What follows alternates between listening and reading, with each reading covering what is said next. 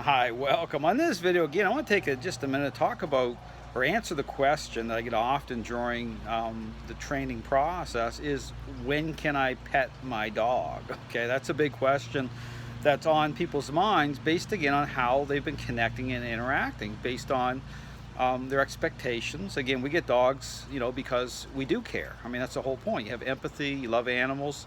That's a good thing, okay? But understand that in terms of depth of relationship, dogs as social animals, just like parenting. Okay, understand about, based again on your role, how dogs pivot that way based on being pack animals, the amazing connection that they share with us at that level, that, in terms of how we're connecting that way, it gets us in trouble fast. Okay, that type of emotional connection without any sort of leadership, or the way that, leadership is needed at the level that it's needed by individual dogs. And again, I help people with this. I talk through it.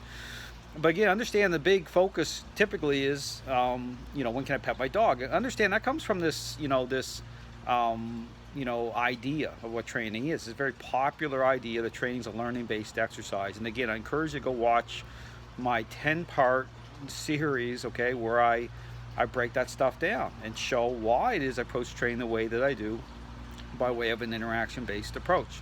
But here's the thing that you have to kind of work through a little bit. And again, just always, like always, consider the parenting example. Once the child's already selfish, it changes everything, okay? It's not about you that way. And I don't mean to be critical at all. It's just a reality based, again, on what is needed to reverse course, okay, to create change. So what I tell people is that we should try to focus on, instead of petting and emotionalizing, which again is based on wrong assumptions. Okay, understand how the stuff lines up or doesn't line up by way of responses and positions, and what's really happening. Again, watch the 10-part series to go through all this. But again, what I tell people is that your focus needs to be on the positive part for your dog. Is that you're de-stressing your dog. You're taking that stress load off of your dog.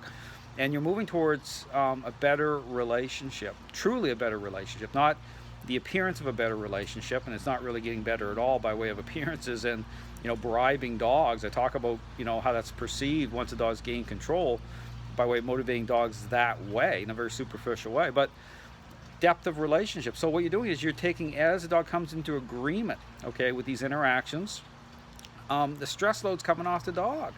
Okay, and that's a big deal. Understand, that's a big deal. So the dog is finding comfort the right way, not the wrong way, the right way. And so again, going back to the parenting example, think about, again, the child's become very, very selfish. They're not finding comfort the right way. They're stressing, okay?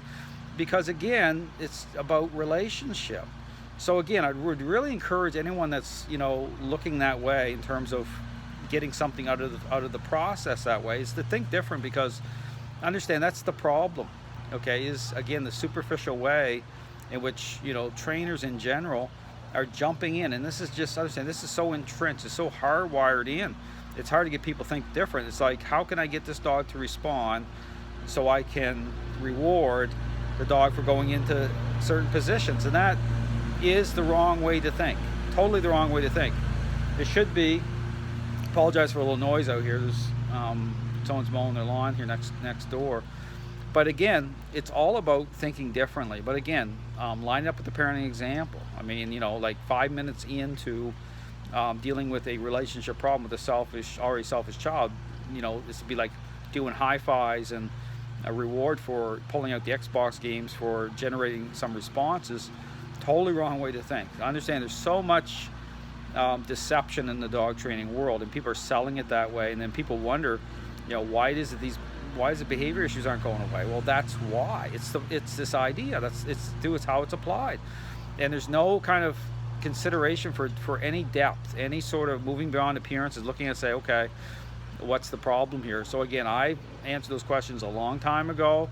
This system of training is absolutely proven, and it lines up. And so again, my encouragement is think different. Don't get caught up in that trap of, reward, emotionalizing. Because understand, that's for you.